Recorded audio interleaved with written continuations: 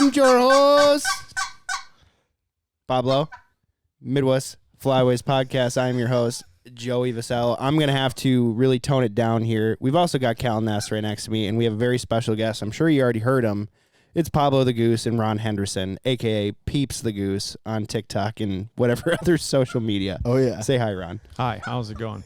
Ron Good. Hendrickson. Ron Hendrickson. Oh, my In bad. case the parole officer is watching, you want to make sure that he knows where I am. I just want to start out by saying this podcast is sponsored by First Light. I don't know if you still wear hunting gear and all that, but we've been wearing First Light the last couple years, and let me tell you, wool for like base layers and under layers is an absolute game changer. I can't not wear wool anymore. I'm not cold, like ever. Right. When I get, wet before the day starts, then I'm still warm. Wet with excitement, right? Right, exactly. Yeah. You know it's going to be good, and you're like, oh, God. You don't want, But, yeah, it's seriously unbelievable. I don't know if you've had a chance to try any of their new stuff out, but it's amazing. Yeah. Absolutely. All Okay, right. dude, introduce yourself here. Yeah. Tell us what is right next to you, because it's blowing my mind. My name is Ron Hendrickson. This is Pablo. He is a cackler, the smallest of, Canadian geese. There's 11 subspecies, but they say now that there's actually 3 of their own subspecies. He's a minima. There's a cackler minima, and then an Aleutian Island one, and I can't even remember the other name. But anyway, there's 11 different kinds of Canadian geese. He's the smallest. Well, anyway, he is like a gentleman. He thinks he's a human. He rides in the truck with me, and people can't believe it's real. We go get our oil changed, and they say, "Is that real?" And it's like you bring him around town all the time. yeah, yep. Like He's your buddy. He's one of our, he's my friend, or my son's best friend. That's Yeah. amazing. It's so cool. How did you end up with Pablo? Okay, it started in 2020. We could go backwards a little bit. Anyway, I went to New Zealand hunting with my friend Travis Peener. Unbelievable hunter. Well, anyway, we were in New Zealand on Memorial Day in 2018. Travis guided all over the world. He did $90,000 sheep hunts. He guided for snow geese. He did everything. Right. Anyway, February 24th, 2019, my birthday, he went in the ditch. A good Samaritan stopped. They hooked up a chain and tried to pull him out. The hitch broke, flew through the window, hit him in the head, and killed him on my birthday. So then fast forward to 2019, Memorial Day, we made a pond in honor of him. It's called Travis Peener Pond. Well, anyway, so now fast forward to May 6, 2020. We find this little goose all by itself, So what are you going to do? You can't go to the doctor. You can't leave your house because it's COVID, right? Well, anyway, so we raised this goose, right? Didn't even really want it. Well, anyway, then I planted 250 big trees, like the $70 kind. Yeah. Took the whole summer because I couldn't go to my job at Mall of America Dairy Queen. So let's do something good for the environment. So we planted trees. Well, that goose, Peeps the Goose, he came with me and went to every tree, and he became a human. Well, anyway, then one day I was driving the four-wheeler in July, and he was flying alongside me, and I'm like, oh, my God. So this is unreal. Yeah. So then we took him to the lake, and a lady was chasing me. She said, stop chasing that goose. And I said, he's following me. And she goes, I'm calling the police. And I said, he's my goose. He's following me. So anyway, she was in her big fancy $240,000 boat. And I said, you ready? And I floored it. And the goose flew right up and over her mouth. And her jaw dropped. And she's like, you come back. And then they saw that the goose was with me. Anyway, so then he became a legend on the lake. Well, then Minnesota Bound had us on the TV show. They did like Raven, Minnesota Bound? Or, yeah. What's his name? Ron Cherry, yeah. Ron Cherry, yeah. But anyway, he couldn't come to our house for COVID because he was older, so he stayed home, and then they had the cameraman and other people do the interviews, Yeah. But because of COVID, they stayed home. So anyway, so they did Peeps the Goose, Goofy Goose. That's on YouTube if you ever want to see on Minnesota Bound. That was a pretty funny little show. Well, then we were on the news, Channel 5 News. And then a lady called me and said, we saw your story on the news. You have a boy goose named Peeps the Goose. We rescued a girl goose named Puddles. A hawk had a hold of her when she was a baby. Will you adopt her? So we said, yes, we would. Well, anyway, then we became kind of sort of big Just time. became an orphanage for geese. Yeah. Yeah. And A foster trust home. me, later in life, it's like, oh my God, every weirdo calls and they're like, I have a hurt chicken and he's blind. And it's like, take it to Kentucky Fried Chicken. We can't help it. You know what I mean? Like, anyway, so we adopted Puddles. Then we went to Canterbury Downs and we practiced Peeps versus Puddles in the Goose Down Derby, and we were going to have a goose race. Well, then all of a sudden, the Fish and Wildlife called and said, where did you get this goose? And that's what I was going to go into. Totally. How are you legally allowed to have a goose? Because I know people have gotten in trouble for banding wild geese and then releasing them. Yeah. So, like, do you need a special permit? Did you have to ask for permission? So this goose is bought from a game farm. And then we buy our Fish and Wildlife permits, and then you can legally have the goose. Speaking of which, 2021, I'm flying with Pablo. He rides on my shoulder, takes off, comes back, lands in my hands, or lands on the jet ski. Here comes 2 DNR guys, and at first they were kind of miserable. What are you doing to that goose? And I said, it's my goose. And he goes, how do you know that's your goose? And I said, well, he's sitting on my lap, see? And he goes, that's a good point. Usually they don't admit any wrong. You know what I mean? Yeah. Well, anyway, then I told them about our red-breasted goose from Siberia that we had taught, and then we had a Ross goose from the Arctic, that we had trained and whatever, and then we have barnacle geese from Iceland. They both had their notepads out, and they took notes for 15 minutes. And when they were done, the guy said, to be honest, you were the most interesting person we pulled over. Yeah. I mean, they came in with ready to write tickets and scream, and then they actually enjoyed it. And they see, like I said, I have all my Fish and Wildlife permits, and it's, What permit? What is the permit? Well, legally, you go buy, if you go to a game farm, you go buy the geese, and they give you a receipt for that. So if you were just taking them home and you're never going to breed them, you don't really need any other permits because that guy gave you the receipt. But if you're going to be a breeder, then you need a state game farm license and then a national Fish and Wildlife permit. So that one's $75, the other one's $16. Do you breed them? No, because we just wanted a couple geese, and now we might breed them because Pablo gets pretty lonely. Yeah. I mean, sure. Get some companionship going. We have a big full-size Canadian goose or Canada goose. Her name's Lucy the Goosey. But I don't think Pablo can get the job done. So, and she don't care. She's too much woman for Pablo. Yeah, it's like. So isn't that how they make lessers and whatever? It's like a bigger goose and a smaller goose, and they make a medium-sized goose essentially. I don't even know. You know what I mean? They probably have to be the big goose. Probably have to be the big goose being the male. And then the small goose being the female, then, huh? I think so. Yeah, it's probably. Oh yeah. How did you even know, like, when you first got the goose? I mean, how did you even know, like, what you had to do to be legal or any of that stuff? Did you have any like bad run-ins with the law where they were like frustrated with you or didn't know what to do? Okay, so back to Peeps the Goose. The Fish and Wildlife said you have to stop. We'll let you keep the geese, but you can keep them in a 3-sided shed. Not a 4-sided shed, because that's considered captivity. They can't ride in the truck anymore, and they can't go to the lake anymore. Well, anyway, sure. I took a lady with stage 4 cancer flying. Her name's Jamie Zenner, a very good friend of mine. She screamed, this is the best fucking day of my year. Slow down, we're going to die. And I said, you're going to die anyway, just have fun, Oh my God. Which is, I mean, it was a joke, and she's my friend.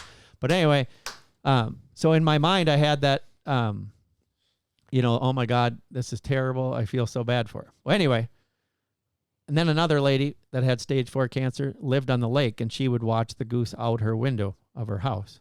Well, anyway, her sister would tell me how she crawled to the window to watch that goose every day, and then she passed away. So you have that bad feel, that sadness from thinking of that for years, right? Yeah. Well, anyway, so my goose, we thought he was dead. Peeps the Goose. He disappeared. We thought he was dead. He ended up flying away with some other geese, but he was trying to get in a guy's truck at 10 at night. And the guy's like, what are you doing? And he's trying to get in his truck. So they gave him to a rehab place. Well, then they told me, hey, we got your goose. And then the Fish and Wildlife found out, and they said, no chance. They're not getting the goose.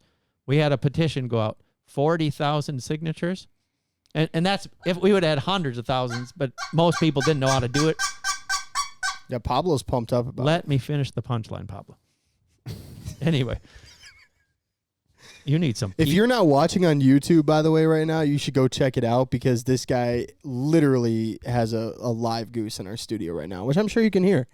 on the podcast, but if you want to see it, go to the YouTube. It's my girlfriend's not real, but the goose is. Yeah. Oh my God. It's unbelievable. Jill. Huh? Your girlfriend, Jill? Yeah. Have you ever known anything about the, I don't know if you know about inflated dates, but if you put helium in them, it's hard to get. You know what I mean? They play hard to get. Oh my God. Anyway, I love the chase. Yes. That's anyway. Dude. So the Fish and Wildlife refused to give us the goose back. We had 40,000 signatures. We would have had hundreds of thousands if people knew how to sign it, but old people didn't know how to do it. So anyway, I had an artist draw a picture of a goose giving both middle feathers to the guy, and it said, "Go pluck yourself." So I had that thought in my mind. Yep. Well, fast forward now. My wife said, "Just do it legal. Do whatever you got to do. You love doing that." So we went and bought Pablo. Then we have a Ross goose. They're from the Arctic. Most people know that. So he's trained. And then we have a red-breasted goose from Siberia. Then we have barnacle geese from Iceland. Well, anyway, now what's so funny is you think of taking a couple people with cancer that enjoyed the thing, and you fast forward now, and then we had the negative of saying, "Go pluck yourself," to the Fish and Wildlife. Really, it was not their fault. They're just following the law. So now we're going to try to start a nonprofit called Pluck Cancer. And the word pluck means to quickly remove. So we're going to maybe see if we could do that and do a goose race called Flight for the Cure, where you would bet on your favorite goose. And then if Pablo would win, the money would go to like St. Jude's. And if Lucy the Goosey wins, the money would go to Ronald McDonald House or something like that. Or we'll find local cancer patients right in our town, And here's the thing. Like, we could send the video, say, there could be a lady in Georgia or someone in Georgia that wants to do their own goose race. We could just send them a video, and only we would know who won the race, and then they could broadcast that little race and have people bet and do their own pluck cancer right in their local really cool town. idea. And it's so crazy. Yeah, or but even live streaming it. You could live stream it and Yep. then have people all over want to donate to it. But Canterbury Downs now, they kind of think we're crazy because our goose got taken away, and now they don't let us come anymore. But it would have been so cool.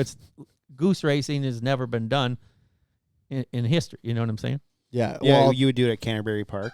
Yeah. Oh, I mean, I could do it out on the lake as well, or out in our field. But when we go to the lake, we could just put up buoys, like start and finish, and you know what I mean? If Canterbury Downs, and that's the safest place for the geese too, you know what I'm saying? Sure. Well, if anybody's listening and they have a place that you could have a race, like a racetrack, like a Canterbury situation, let us know.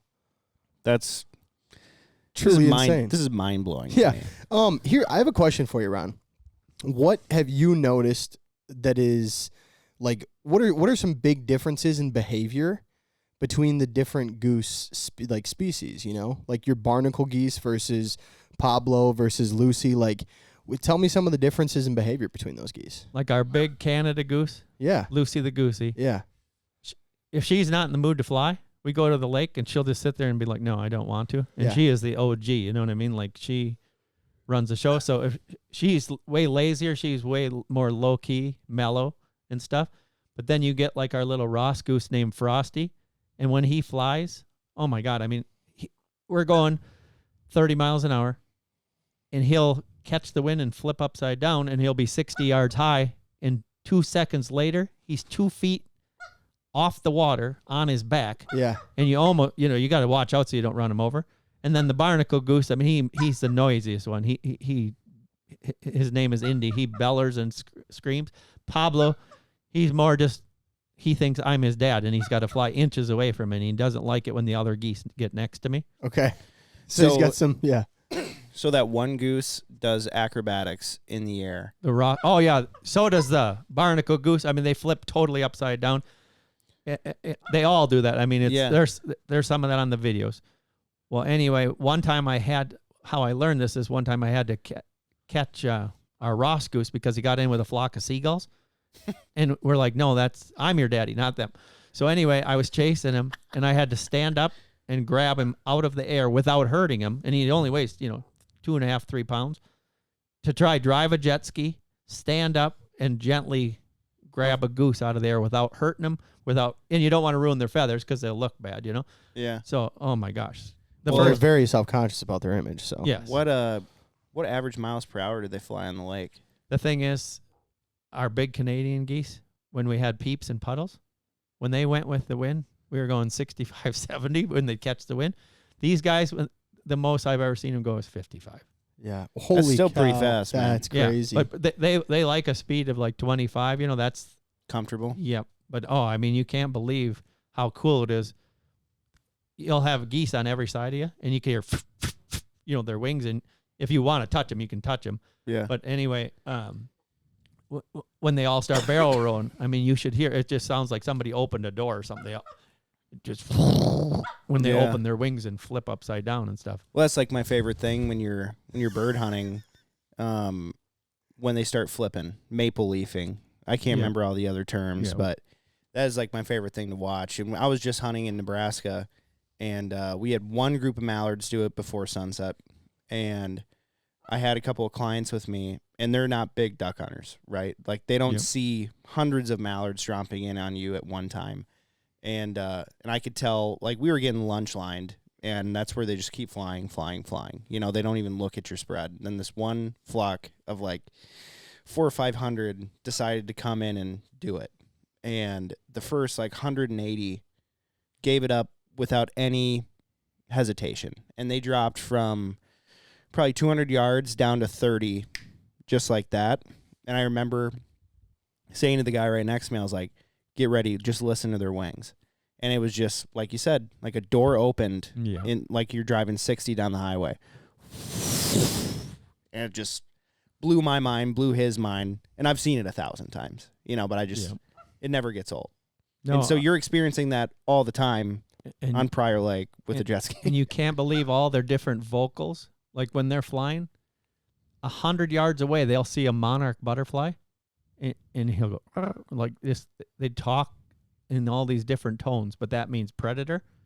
And all of a sudden, and they'll puff up while they're flying, and you see like on their neck, everything. They want to look as big as they can to an eagle, but they realize, that was a butterfly. But that's how good of eyes they have. They're always looking above them. They don't care if they're going 60 miles an hour. They're looking above them all the time. Interesting. Yeah, totally interesting. Here's something off the subject of this. One thing I learned. I used to hunt all over the world, right? But up in Saskatchewan, duck hunting, I learned if you have a small enough pond, half acre or less, everybody wants to put their decoys out on the upwind side, right? Yeah. And then they sit there on the upwind side. I learned something that works way better. On small enough ponds, you go sit on the downwind side. You can put your decoys in the calm water. You sit on that downwind side, let them come back past you a little bit, and you shoot, and they open their wings. So you shoot, and they're 5 yards past you, right? They open their wings. Now they're right above your head. And then you know what I'm saying? In a stiff wind, you know what I'm saying? Like, yeah. But it's unbelievable how they flare in going into and the they're wind. Coming to you. Instead of you shooting, and then all of a sudden they're 30 yards farther away. You get one shot, and you're done. Yep, I let them go on a small enough pond on them windy days. I would sit downwind, on the downwind side of that. Let them go past me, shoot. They open their wings, boom, you shoot again here. And then the second shot, now they're 20 yards farther away. But the thing is, if you want to shoot greenheads and not just shoot a whole bunch of ducks, I sit there and just only shoot greenheads, and that worked the best.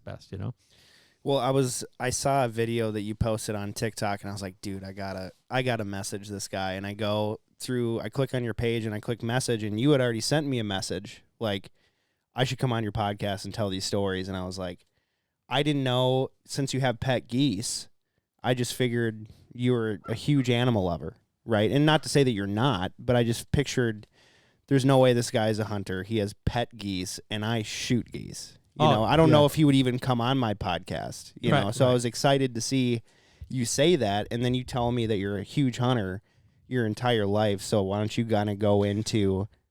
Really quick before you do, Ron, this podcast is also brought to you by RW Coolage, and I don't know if you have hunted in a while or not, but we have these new duck straps that we've been testing the weight on them. So we have these leather straps, so we've got customized with our name on them, whatever, and they hold 10 birds.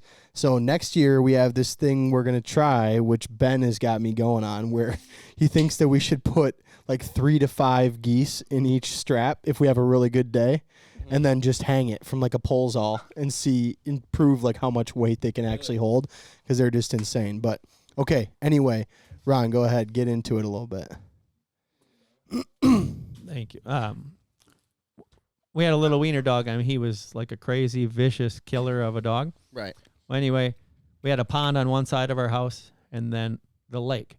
So anyway, some geese were sitting in that pond, and I had my neighbor just come walk over and just kind of go in our elk pen. Well, the geese got up and flew over my head, so I shot 3 of them. Well, anyway, the little wiener dog swam out there, and he would retrieve.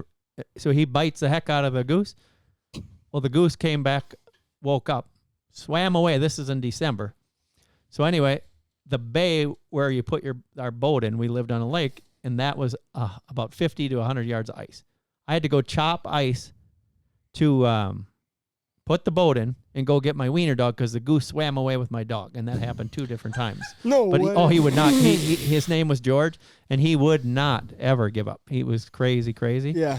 So anyway, you had to get your dog from the goose. Yep, because he swam away. Anyway, up in Saskatchewan, I drove like 13 hours to get. I drove 13 hours, and I got to Saskatchewan. I was all excited, and he said, all we have time for is just to back shoot cranes going back to the roost, right? Yeah. So I said, okay. So we only got 15 minutes to hunt. So here comes a flock of cranes, and I shot one, shot the second one, and when I pulled the trigger on the third one, the first one hit me in the face, and my Benelli pistol whipped me, knocked me unconscious. I woke up, and it was pitch black, and I thought I was in a car accident because, that's all I remember. It was driving so far. So here's this headlamp looking down on me. The light's moving around. And I said, sir, I'm over here. And I said, was I in a car accident? And he said, no, you got your ass kicked by a bird. And I'm like, what? And he was explaining that a sandhill crane had knocked me unconscious. Well, anyway, then I had feathers so far up in my nose that they had to take a tweezer and get them out. Then I had a black eye, and I fell into a rock pile and bruised my back and my ribs. So anyway, that...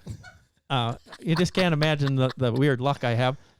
One time when we were pheasant hunting, you want to be we were with this real rich kid. He was in the front seat, and you know how you road hunt. Now I don't even road hunt, nothing like that, Mm-hmm. But anyway, I wanted to be the first one to jump out because there was a lot of roosters in the ditch. Mm-hmm. So I jumped out. Well, my dog jumped and landed on my back, knocking me down. My dad ran me over with the car, my legs. And I was screaming, you ran me over. And the other kid, he screams and says, you ran him over. And he goes, I didn't fucking run you over. Why aren't you shooting? Oh, my God. That's how serious my dad took it. Damn, just broke his son's leg. Yeah. Did you have a broken leg? No, just bruised really bad because it was a gravel road, thank God. If it would have been tar, I think I'd have been really, really screwed. But anyway. Right. Oh my Dude, God. when he stretches his wings, he must just know how close he's going to get to your face. Oh, yeah, he hits me sometimes. And it's unreal because every time he does it, I feel this massive wind flow come through here. Yeah. Damn. Anyway. So one thing that you were talking about with me on the phone, and you started talking about it again, that I told you to save for the podcast. You're so full of stories. Oh, that was my medication, wasn't it? Because you didn't want me to be crazy. Right, exactly. Yeah, swallow those pills. Thank you. No, you were talking about how all of these call makers are making male goose calls. Well, not all of them. The best goose calls on the market, I truly believe, from riding in the car with our different, because we had Peeps, he was a male. The best goose calls on the market, the expensive ones, they are female vocal Canada geese. And that's good or bad? No, I'm just saying.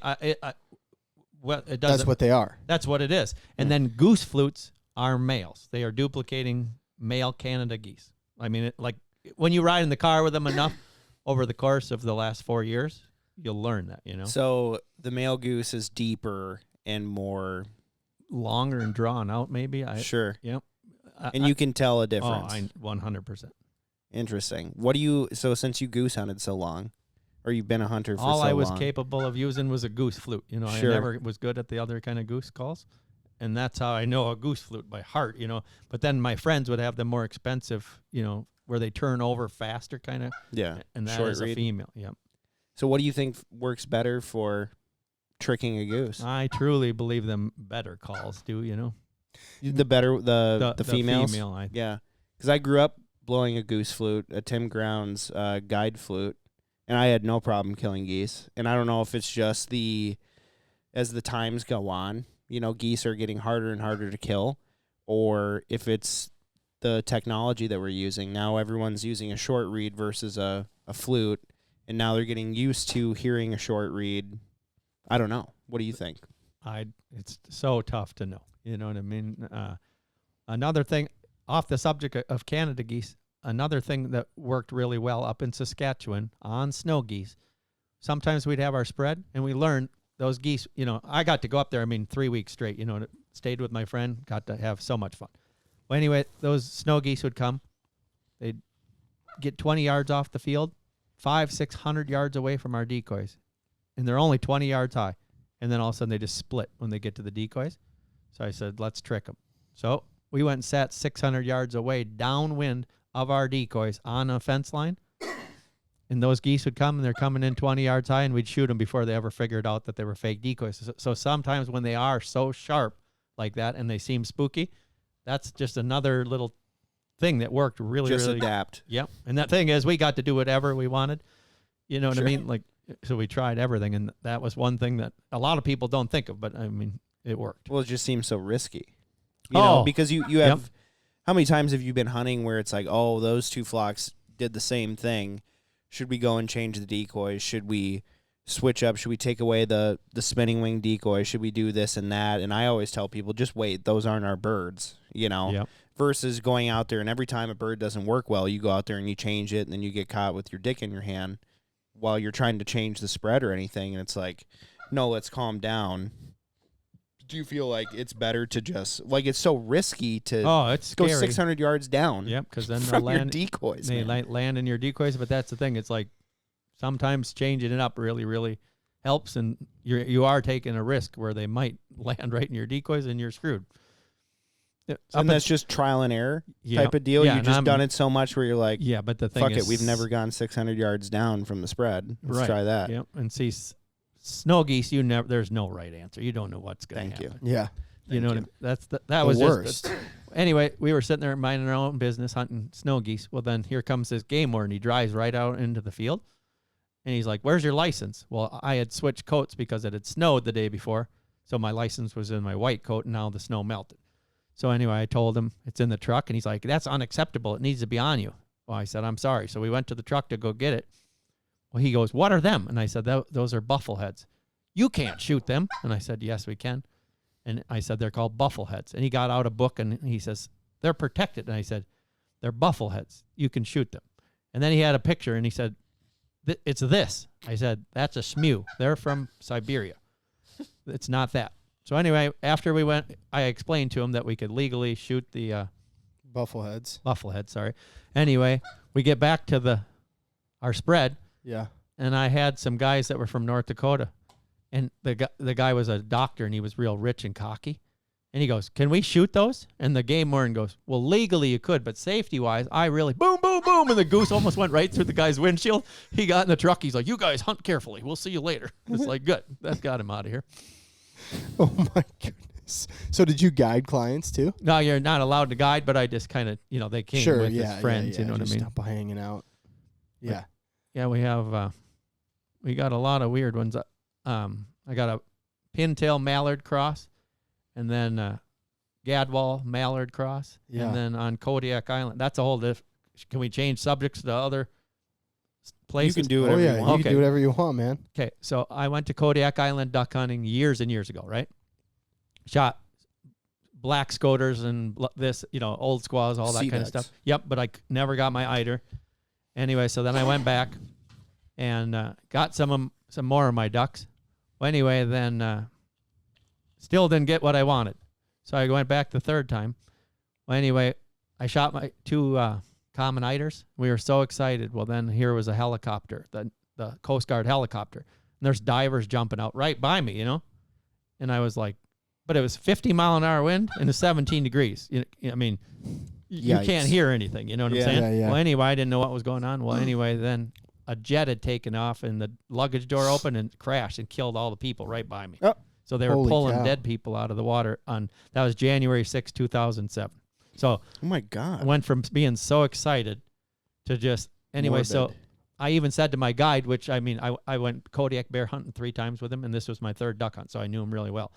Paul Shervanak from Kodiak Outdoor Adventures. I said, are they training? And he said, yep, they're training. Well, then I said, really? And he's like, yep. We turned on the radio. The pilot was his best friend.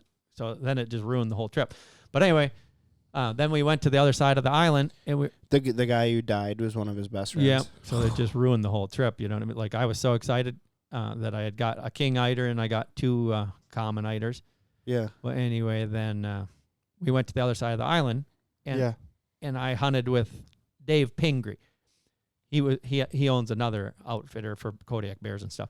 Well, anyway, I was with his daughter, and I said, there's like 2,000 ducks circling. I said, they told me, watch out for a Eurasian widgeon. Well, anyway, I told the daughter, that was a cross. And she goes, what? I said, it was a hybrid, a cross. She goes, which one? And how do you know? I said, I raised ducks since I was a little kid. I know. So I watched, and I told her, we're not going to shoot for 40, or till we ever see that duck. Cross again. Well, anyway, they flew around 25 minutes or so, and it came flying by, and I shot and dropped him. Well, it was right in the sun, and I'm like, oh, my God, I hope that wasn't the hen. So then I shot, and I got the dang hen the next shot. But anyway, when they came and picked it up, she said, for God's sakes, he told me 25 minutes before he ever shot that thing what it was. And they're like, oh, he's got good eyes. And that's the thing. I have a big mouth and good eyes. My God. So anyway. You know, when you and I were talking on the phone, I asked you if there's anything I can get you to drink or whatever, because this podcast is brought to you by Outlaw Beer. And what did you remember what you told me? I was Hall of Fame and they made me retire. Hall of Fame of drinking. First ballot. So they made him retire. When I was little, we had another wiener dog that loved to hunt too. Anyway, I went to a bachelor party and then they knew I never really drank, so they got me loaded. Well, anyway, I came home and I woke up and I was sleeping outside in April on the cement in Minnesota. That isn't good. So then I went in the house and then I woke up and I'm like, oh my God, I had puked everywhere. So I threw my sheets and my bedspread out the window and I woke up and I was freezing and I was trying to shut the window. I was like, why is the window open? Yeah. Well, I couldn't shut the window because the bedspread was hanging out there and I kept, and that thing, came unhooked. Yeah. So I was cranking for like 5 minutes and then I was like, oh dear God. So then I realized that wasn't good. So I went and threw all that stuff in the washing machine. And then I went in, got some covers. And so then in the morning, my mom and dad said, why were you washing your sheets? And, and they love the wiener dog more than anything in the world. Right. And I said, oh, he peed in my bed. And she said, he did? Oh, and then she's talking all nice to the poor dog, Anyway, she went down there and I broke the washing machine because I put so many things in there. And then she pulled it out and there's spaghetti all over. And she says, he didn't pee in the bed. He had actually puked. We got to take him to the vet. So they took him to the vet. Oh, no. And we own the Dairy Queen at Apple Valley Dairy Queen. So I went to work. And then she got there and she said, the vet in Faribault says that there's nothing wrong with the dog. And they loved him so much. So she took him to another vet in Apple Valley for a second opinion. Ron, I wanted to ask you, you said you've hunted different places. Where's your favorite place that you've hunted ducks and geese? Saskatchewan, that's so easy and it's a thrill. We hunted up on Last Mountain Lake, out in some fields. Yeah. But that since got more populated, and there's more hunters that went there. But it was like you owned everything. Yeah. That was so amazing. And the thing is, if you ever wound birds, you don't have to worry because the eagles come get them, as fast as the goose leaves your spread and stuff like that. Yeah, before you can even get to the goose, it's gone anyway. But Kodiak Island is unbelievable. Like the third time I finally got a surf scoter. Yeah. We were 3 miles away from shore. I was high-fiving the guide, so excited, finally. And then here come a bald eagle out of nowhere, and he picks it up, and I'm like 3 miles from shore. But they just follow you, and pick up your ducks. And the one day you can only shoot 7 birds. I shot 7 Barrow's golden eyes. I never even got to see one of them. The eagles picked them up as fast as I could shoot them. Oh, my God. And then he comes and he's like, what'd you get? And I said, 7 Barrow's golden eyes. And he goes, eagles get them? And I'm like, yep. And that's what I was so afraid of when I got the cross. It was a American Eurasian widgeon cross. And I was like, oh, my God. They don't come pick them up for every half hour, till every half hour. Yeah. And I thought an eagle's going to come get that duck. But thank God they did. That's crazy. Holy shit. Yeah, we were just hunting on a river, and we shot into a flock of like 50, and it was incredible. I shot 2 greenheads, and my buddy shot 2 hens, and I'm giving him shit. I'm like, bud, why are you shooting hens? And like, it was too far for the dog to get them, And so we were waiting for the boat to go grab them. And you see 3 eagles circling around. I was like, have you ever seen an eagle pick up a duck? He goes, no. Why? And 20 seconds after that? Not even. An eagle just swoops down, grabs a hen, and starts picking it up. And then the other 2 eagles are fighting over it in the air. And it was incredible. It was so cool. It's crazy as hell, man. So talented. Yeah, Joey, and I know you've told the story on the pod, but Joey had shot mallard with another buddy of ours at one point, and it was sitting up on an ice shelf. And go ahead. So I'm in Nebraska, and I fell in the water that day. So I went in over my waders. I see my buddy from like me to the camera here, standing in ankle deep water, and I'm in my boat. It's -11. It's cold as shit. And I'm like, you have a gun box and you have the gun whale. Yeah. And my foot got stuck in between them. And I'm like, starting to fall. And I look and I'm like, oh, I'll just put my foot down. You know, my right foot slid in and I'll just stick my left foot over the boat. Turns out there's a little 4-foot deep spot right there. So my leg is stuck in the boat and I'm in a 4-foot hole. And I just get water all the way down my left side, down the back of my waders. And I'm like, abort, emergency. You know, and I instantly get naked because it's like -11. I was freaking out. So I take a panel blind and I put it around me on a sandbar, get completely naked, wring out all my clothes, put heaters on me, and then I'm like, we're an hour and a half from the launch. I'm like, we're out of town. You know, I've never hunted this area before. I'm like, I'm not going to miss out because I got wet. So I was able to stay out there all day somehow. And it was a really slow day. 2 ducks come up the channel, and I'm like, these are my birds. I'm not going to tell them about it. I shoot, kill a greenhead, and my buddy's like, I shot 2. I'm like, bullshit. We must have shot at the exact same time, right? Excuse me. So, and it goes up on this ice shelf, and we're on a river. And so river, it's moving water, and I don't know the area. And this area, the sand erodes like crazy, is what I was told when I went to go and hunt it. They're like, don't trust anything. Like, it's an instant drop-off. Don't walk in the water. I'm like, okay. So then we send the dog. The dog is super old. And he's like, no, come back. So this duck is sitting on the ice for like an hour and a half. And we're all just like looking at it, whatever. A couple 100 yards away. It's like 100 yards, 150 yards away. And I'm like, I'm cold. I'm freezing. I'm going to go get this duck. So I'm walking super carefully through the water. And I'm trying to get up on the ice, and it's breaking. And I don't know the 50 yards on the ice if I'm going to fall through or not. So I'm just taking it really slow. So I'm just staring at the ice, looking down. And apparently, as I'm going to get this duck, a hawk is eating the duck. And I go up, and I look up, and I see the duck, and I see a band sticking out on the duck. And I'm like, oh, my God. Grab the bird, super pumped, and they're like, does it really have a band? I'm like, yeah. They're like, a hawk was trying to drag it. It was trying to take it away, and it ate half the breast, breast down. Crazy as shit. So I'm holding up this bird, and all the breast is gone on the backside, and it was only on the bird for like 2-3 minutes.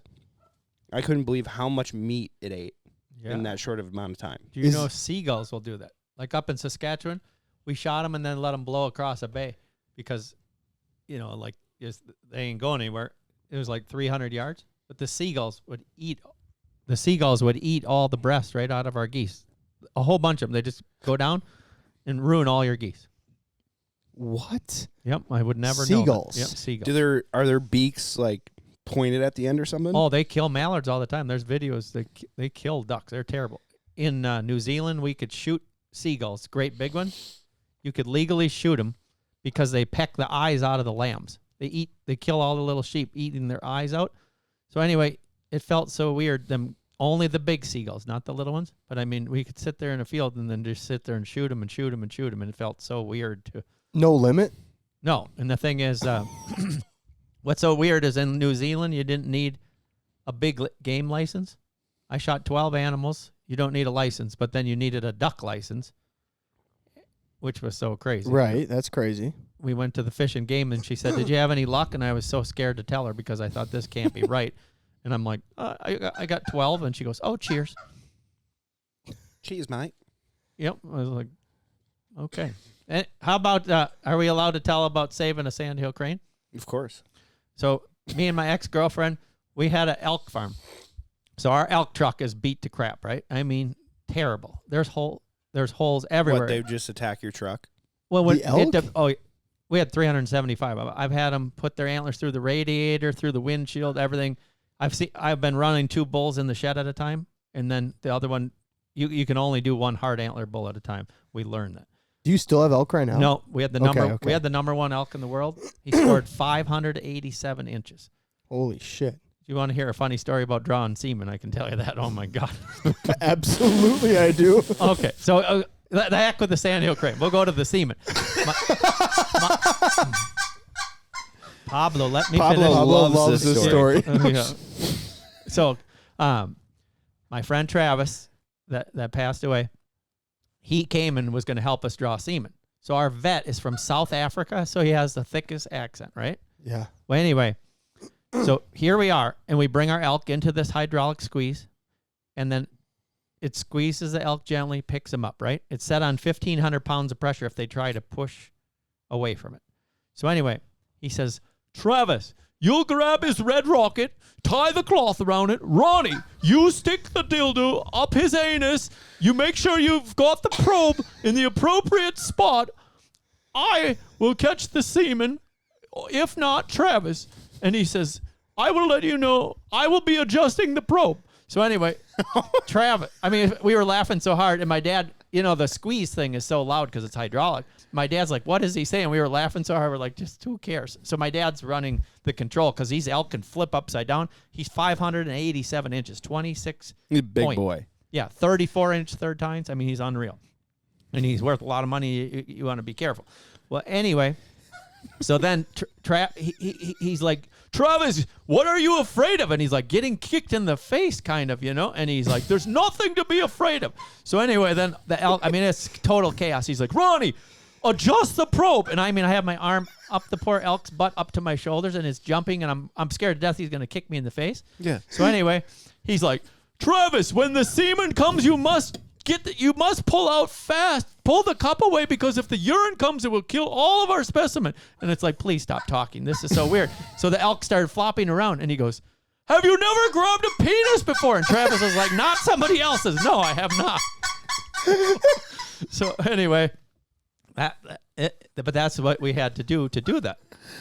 So the bull sold the bull sold $2 million in semen, right? That's how big time it was, right? Seriously. So anyway, why are you coming on our podcast? Because I spent all that. Me and Mike Tyson used it all up. Well, anyway, so I traded for a $50,000 truck back in the day for 60 straws of semen, and we can get up to 120 straws of semen from one time if you do it right. But if urine comes, it does kill, and it's so stressful and so scary. Yeah. But anyway, so I traded. We were at Benihana's in Fort Lauderdale, Florida. Trading sperm. No. It almost sounded like that. But anyway, I was waiting for that. My sister said, how did you get that truck? And I said, I traded semen for it. Well, the valet driver was just getting out of the car, and she goes, Dad, I want money from your semen. And the guy goes, what? And my mom's like, no, my son, he sells the semen. And the guy's like, what? What the fuck?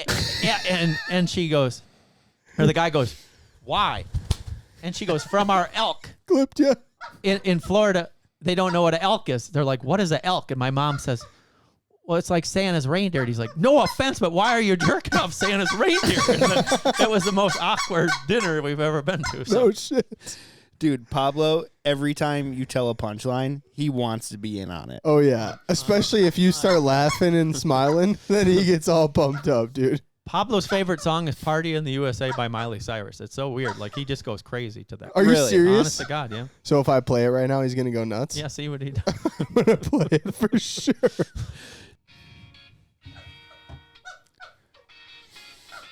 Turn it up a little if you can.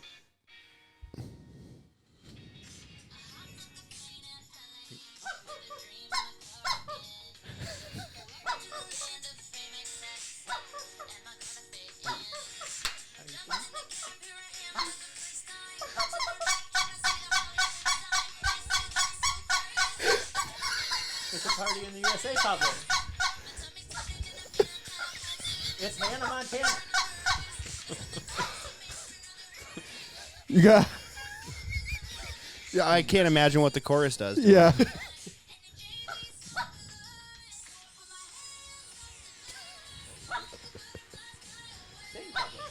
Now, if it's in rhythm, Yeah. my mind would be blown. Holy shit.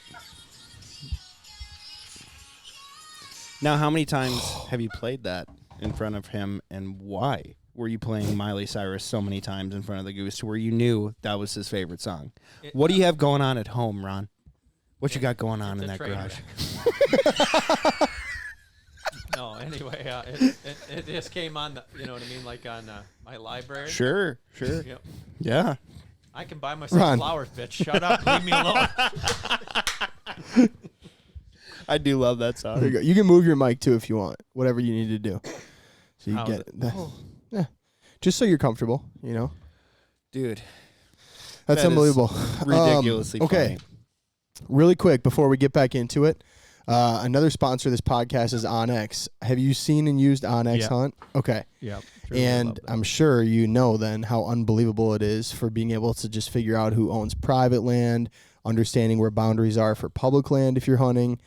And with that, I want to know, since you've been so many places and you've been in these remote locations, can you tell us like the craziest hunting story you've got or the sketchiest hunting story you've got? Okay, I hunted doll sheep in Northwest Territories. Yeah. The plane started on fire, so we made an emergency landing out in the lake. And then the poor cook, we had picked her up, and she was so scared she was crying, and she was going to jump in the lake. And Stan Stevens, the owner, he said, if you jump in the water, you're dead for sure because it's September and the lake's going to freeze. Yeah. He said, he put the fire out with compressed air and some baking soda and some flour, and then we're going to take off. Oh. And there's no hospitals around there, you know? So anyway, he goes, if you jump in, you're 100% going to die. If we fly home, we got a 50-50 chance that we don't hit the mountain. What do you want to do? And she's like, I want to just jump in. But thank God she stayed and we made it. Well, anyway, shot a really, really nice sheep, got really lucky. Well, anyway, we were flying in the wheel plane. Yeah. And then I said, there's some rams up here. And he said, they're ewes. And I said, they're rams. And then I kept like popping my ears, blowing my nose, you know? Yeah, yeah. And I said, why can't I hear the plane? And he goes, because it ain't fucking running. And I'm like, what? And he goes, it's stalled. And I'm like, oh my God. He goes, look for a soft spot to land. I'm like, it's rocks. But anyway, side of the mountain, we landed. I'm like, oh, please, God. This is too good to be true. You get your sheep and now you're going to just die. Nobody's even going to get to see it. But at least you died doing what you love. Well, anyway, thank God he did some flaps and all that kind of stuff. And we took off the side of the mountain. And then just that fall, he started the plane and we flew Reignited home. the prop. Holy God. cow, dude. But that was just that kind of stuff. In Alberta, shot a deer, ran up to go get it. And I used to get $250 for the life-size hides from Cabela's. Yeah. I was going to dispatch Cal, this story is fucking nuts. I walk up to the deer, and I was going to just put it on his shoulder, you know, point blank and shoot him. But then I thought, what if I blow a big hole in the poor thing and ruin his hide? Well, right when I took the gun, put it off safety, he could use his front legs because I shot him running away, you know, and spined him in the tail. Yeah. Well, anyway, he jumped up, hit me in the face, made With me his antlers? Yeah, oh, the whole body, face to face. And then I had a 270 and then a $950 Leica scope on there. And he has the gun on his antlers. And I was like, oh, my God, the gun's off safety. And he'd get up and he'd run 10 yards and then do a somersault, you know, because he could use his front legs. And I was like, oh, my God, he's going to frickin' shoot me. Well, it was this kind of weather where the ground was unthawing and it was a plowed field. So he's just ramming mud down there. And I'm like, God, when that gun does go off, it's going to blow a in barrel. half. Yeah. Yeah. So anyway, the thing's flopping and crazy and blah, blah, blah. So it's terrible. So I never paid attention to what the guide's truck looked like. So I run to the road, and we're in the middle of nowhere. Yeah. Here comes this truck, and I run up to it, and the guy says, did you get him? And I'm like, who is this? And I said, get what? And he goes, oh, there was a monstered buck. And I said, I don't even have a gun. Well, anyway, he looked out there, and here's the deer from 500 yards off the road. Yeah. And my gun is in his antlers. He goes, bro, that thing is so non-typical. Oh, my God. No, that's actually a 270. You know what I mean? So anyway, I said, my dad shot it. You're scaring him. Will you please leave? And he just drove away. But then before he left, he says, my buddy's in that little shed right there. I'm like, oh, my God, that's not good. It's really not good. Yeah. He watched the whole thing. Yeah. So can you imagine when he goes back and tells people, I saw the idiot this guy shoot this fucking thing in the spine, and then he went up to it, and now the deer's running around. So anyway, that guy left. Here comes the guide. And my dad's with him. And anyway, did you get one? And I said, yes, he has my gun. And they said, don't goof around. Did you see him? Did you hit him? I said, he has my gun. And they said, don't screw around. You're a funny guy. Don't screw around. I said, honest to God. So I show him. He looks with binoculars. We drove out there, and my dad could not shoot him with the 300 Magnum because he's going to hit my rifle, and it's covering up all his vitals. So it was the worst ordeal. And finally, we got to shoot him. So anyway, my dad said to me, do not tell anyone that you are my kid. Please tell me when you got up to this thing, you took a picture of it dead with your rifle on it. We didn't have phones. You know, back then you didn't have a phone, a smartphone, and you didn't have a camera. And I mean, I was so ashamed. I was so embarrassed. And then my dad's like, what the hell happened to your face? I'm like, the deer hit me in the face. But thank God I didn't have broken, crazy That's bones. like one of my biggest fears is you shoot an animal, because I've never shot a big game animal. And so my biggest fear is I go up to it, you shoot it, and a lot of times it'll just go to sleep. Just like your story where you go up to it and you like touch it and just right into you. Yeah. Because, I mean, they have so much pounds per square inch. Oh, they're so powerful. They're so powerful, and that antler will just go right through you. Yeah. Scares me, honestly. The thing is, I had to, over the course of, 18 or 20 years, we handled thousands of elks. I mean, we probably sold 4,000 or 5,000 of them. One day I was chasing, we went to a farm and we bought this big bull, and the guy grabbed me by the arm and he said, his name is Larry. He will kill you. And I grabbed him by the arm and I said, we have hundreds of elk. We're the best there is at this. I'll be just fine. And he grabbed my arm again and he said, he will kill you. We took him home, backed him up. We backed the trailer up, opened the door, and the trailer's against the post. There's no room, just a little bit of room. He ran into an open field, and he came running back and jumps between there, and he's stuck. Like, why didn't you go out in an open 30-acre pasture? Instead, he came and tried to do this. He gets in the wrong pen, runs out there, and he's running, sticking our calves, trying to kill him. So I got on the four-wheeler, and I thought, well, I'm going to teach you a lesson, because then you get to have fun and get him tired. Yeah. So anyway, I got him away from the calves, and I was getting him kind of tired. Anyway, all of a sudden, he was running, and he switched leads with his feet, and I was like, oh, you could just tell something wasn't good. I was like, oh, my. And then when I said, God, I hit him. And this is a 350-inch bull, 900 pounds. I flew over the four-wheeler. He rolled over me, and then the four-wheeler ran over me. My dad came with the 40-foot trailer hooked up to the truck, and he says, are you paralyzed? And it ripped my clothes off when I had shorts on. It ripped my clothes right off. I was just down in my underwear, dislocated my shoulder, bruised my ribs, and cuts all over. And he goes, are you paralyzed? And I said, no. He goes, how do you know? And I said, because I'm walking. I think I broke my ribs, though, and I dislocated my shoulder. And he's like, how do you know you're not paralyzed? And I said, because I'm walking. So anyway, I put my shoulder back in, and he says, you got to help me unload the rest of the bulls.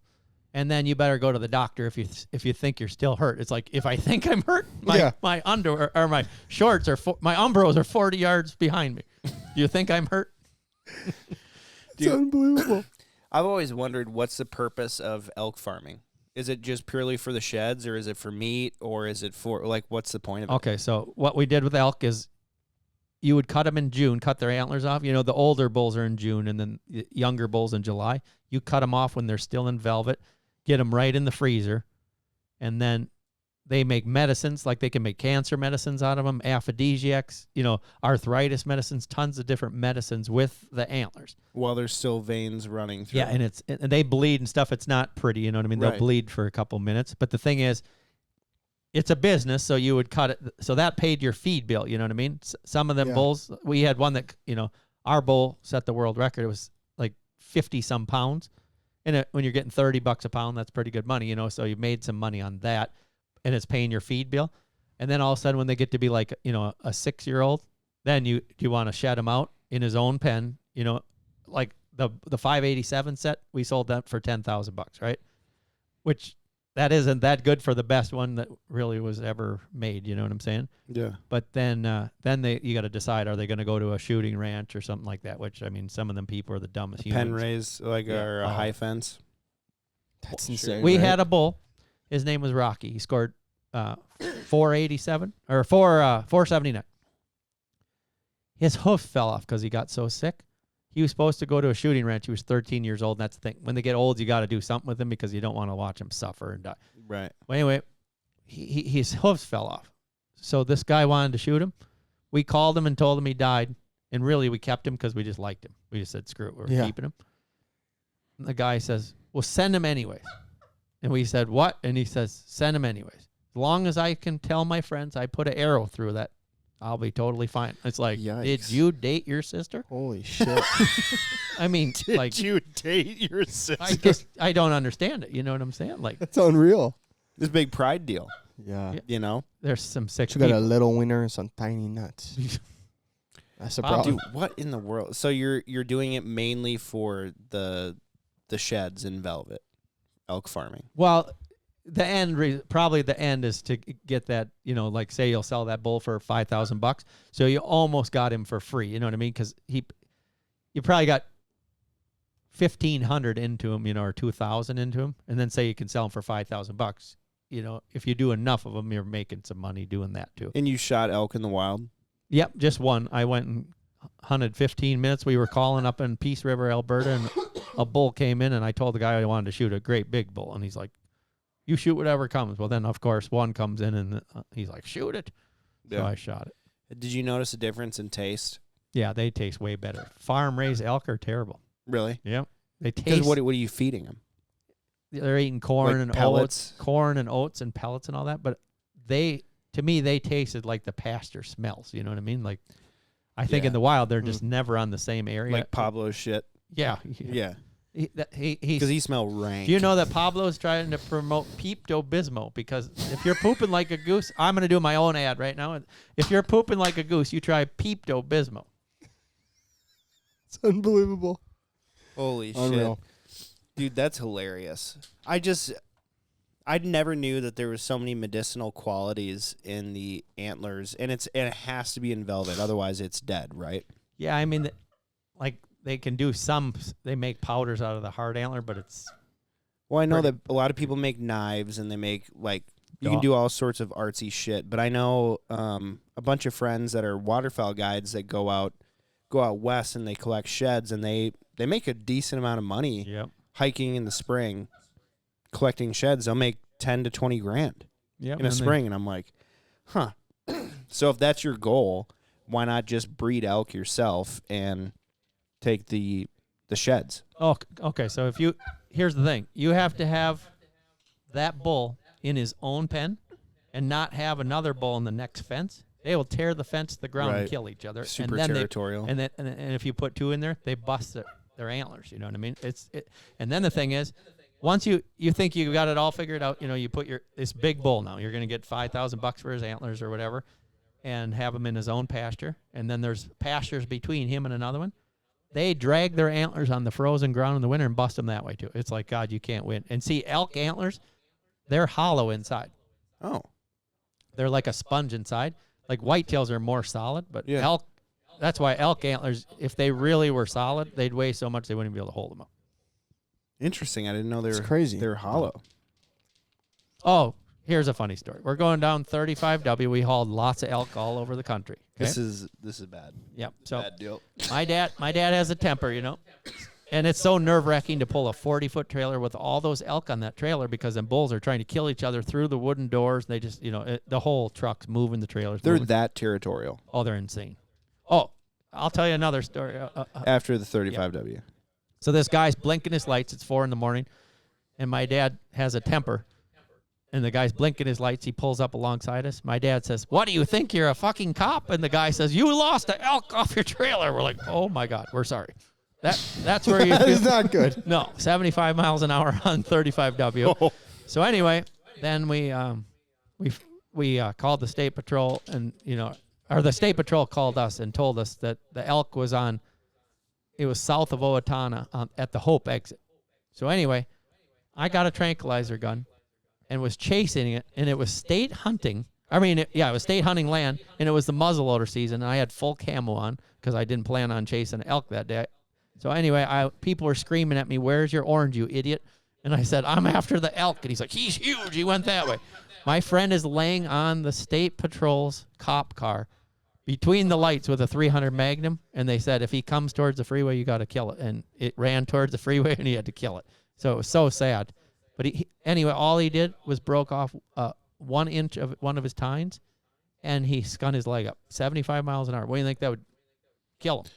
Well, that would kill 90% of people. Yep, for sure. They're that tough though that it didn't even hardly bother. Wow, that's crazy. Ridiculous, dude. You had another story you were going to tell us, by the way.